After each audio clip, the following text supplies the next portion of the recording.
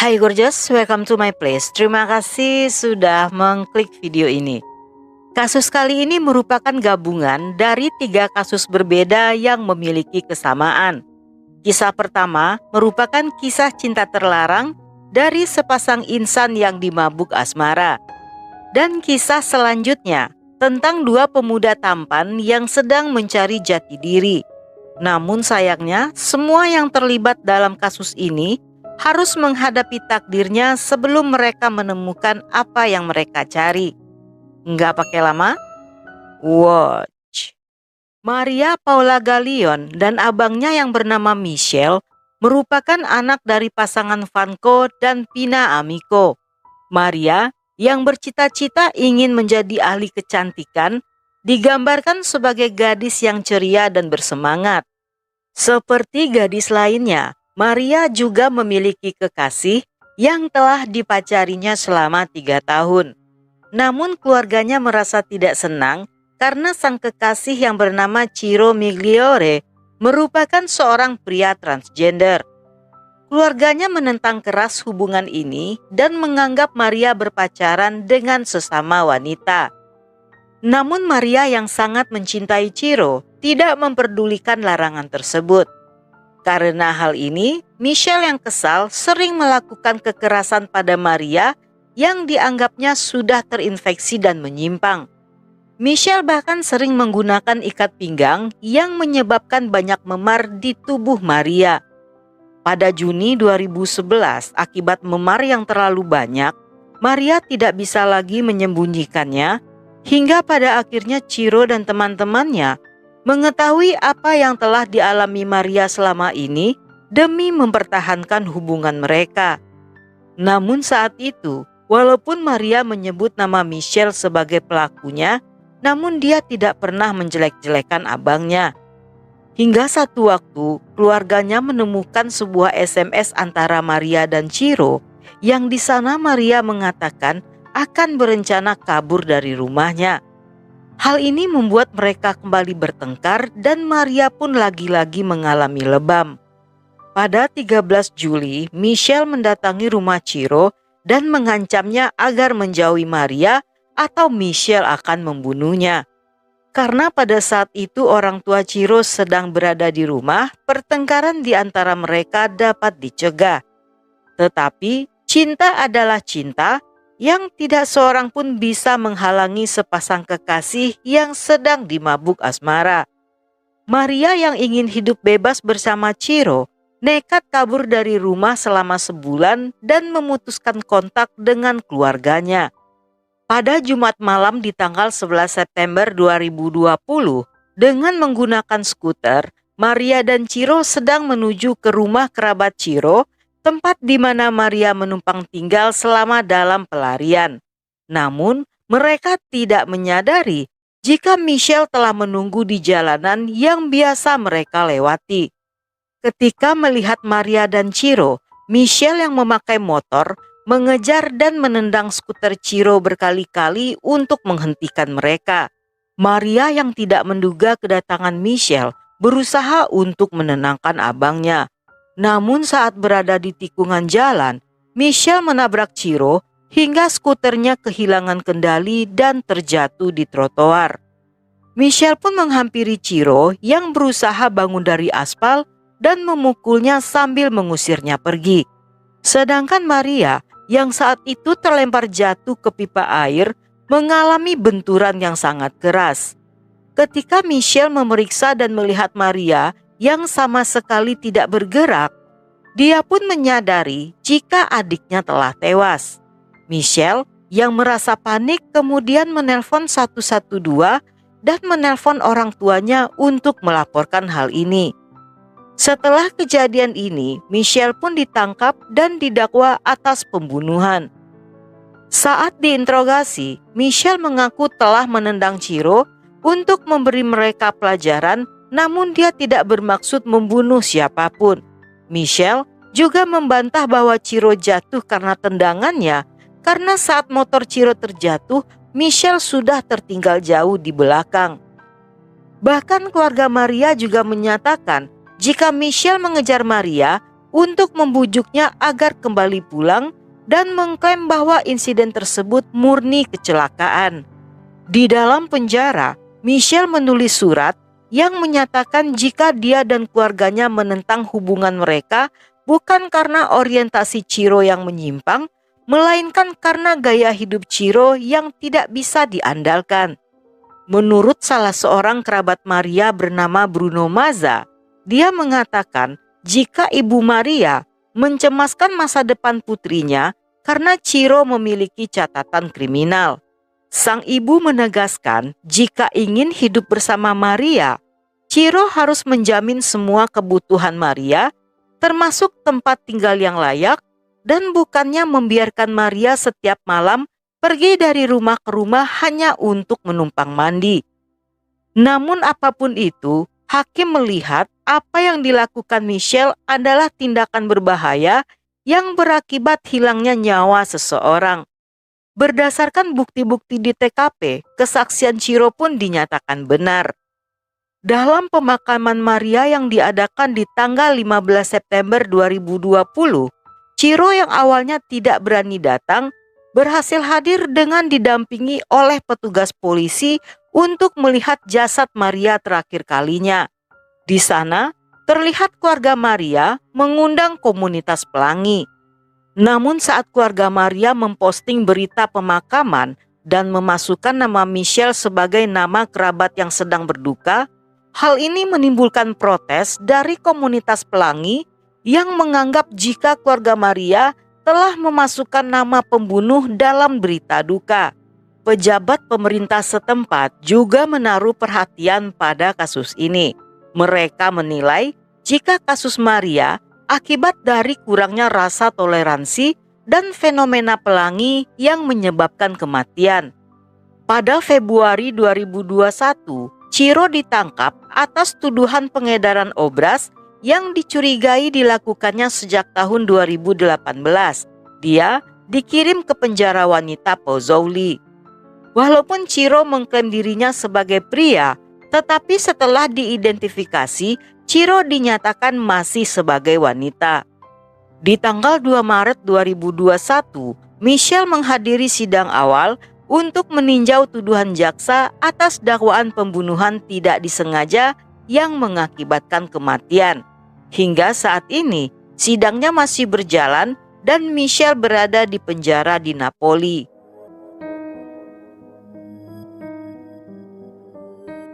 Ali Fazeli Monfaret yang sering dipanggil Ali Reza dilahirkan pada tahun 2001 di kota Afas, Iran. Dia memiliki beberapa orang saudara tiri dari istri kedua ayahnya.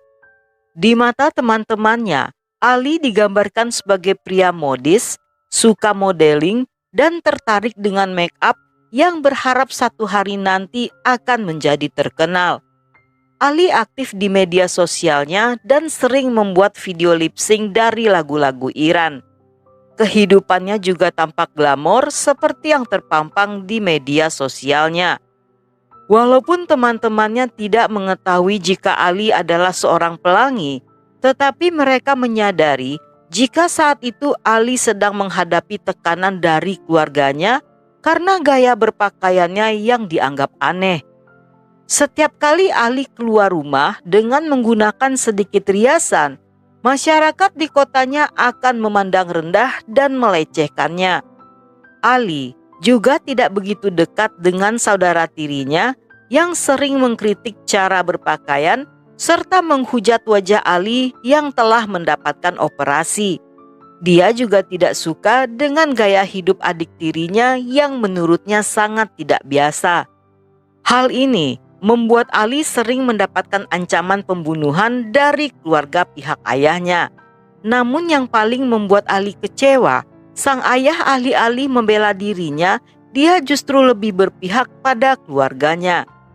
Merasa tidak aman dengan situasi tersebut, Ali pun memilih tinggal di kota lain dan hanya sesekali pulang kampung untuk beberapa urusan seperti mengurus dokumen yang dialamatkan ke rumah ibunya.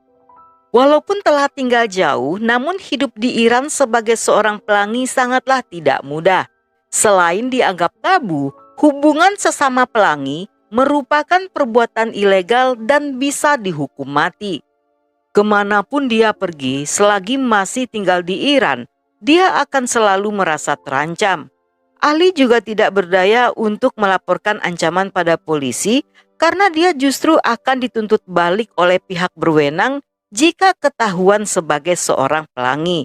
Dan Ali hanya bisa berandai-andai kabur dari Iran untuk memulai hidup baru di Eropa.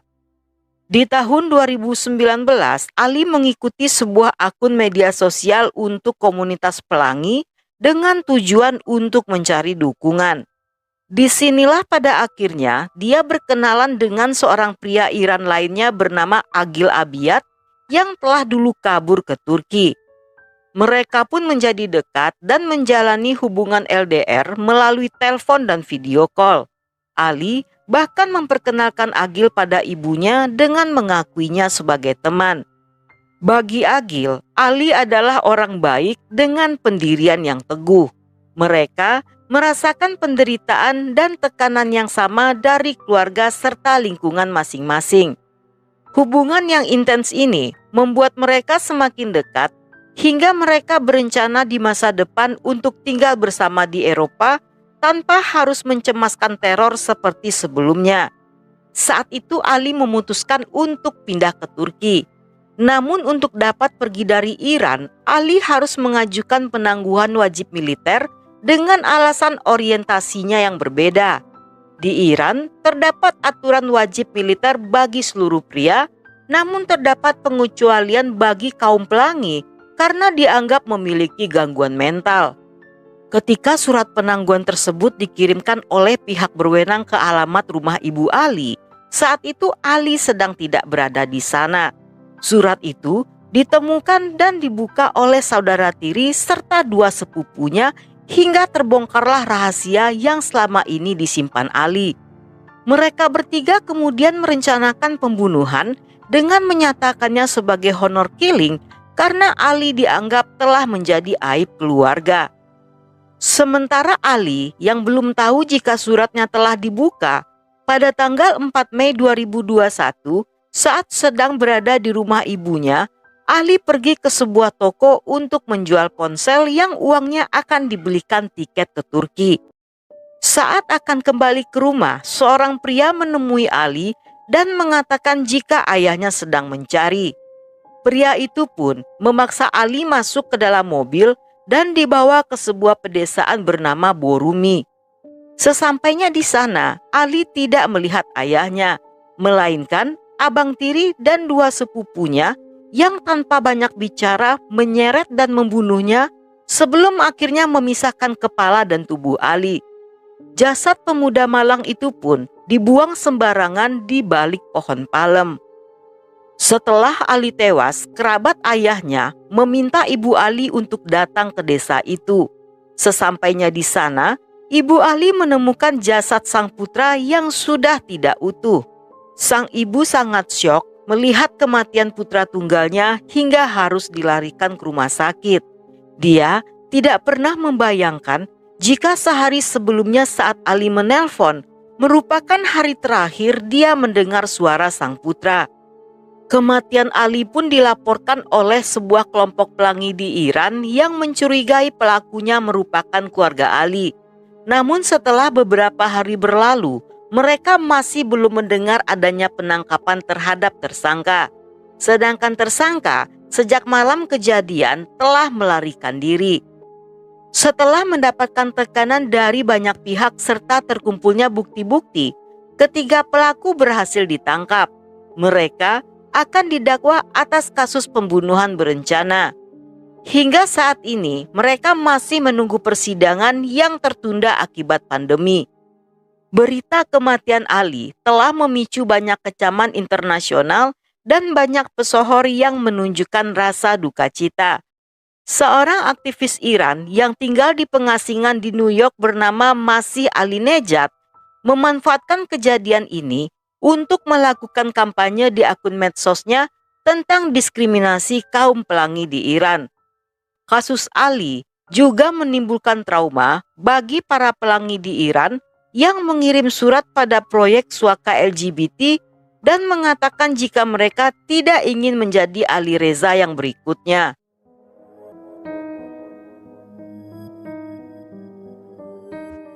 Doski Azad yang berusia 23 tahun sejak remaja telah menghidupi diri sendiri dan menjadi tulang punggung keluarga.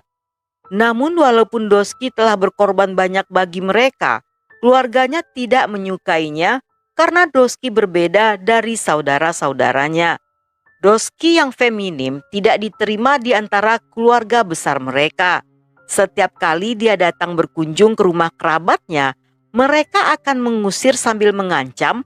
Jika Doski masih berani datang, mereka berjanji akan melenyapkannya.